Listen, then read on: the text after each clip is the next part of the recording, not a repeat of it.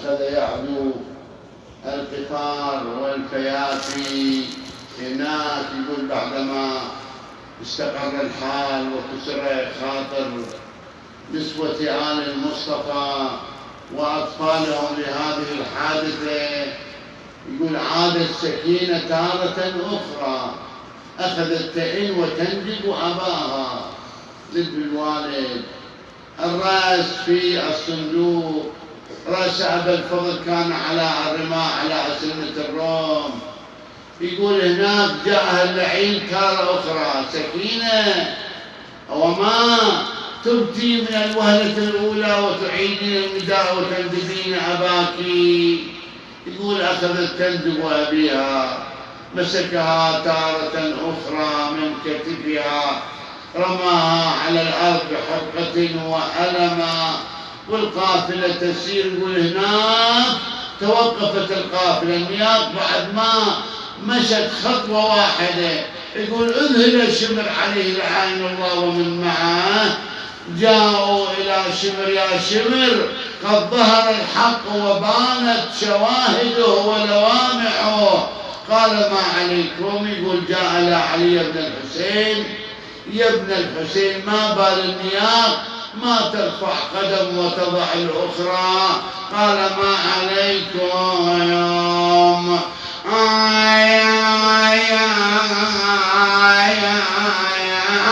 اتجه الإمام إلى عمتي زينب يقل لها وشب نار شبدا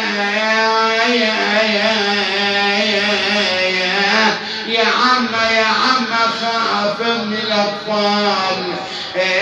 والله وقعت وحدة يا عم وخاف الطفل من الحبل ما بيه زندا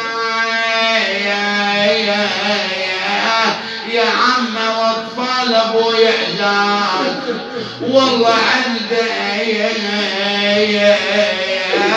او تصير هاي على ابوي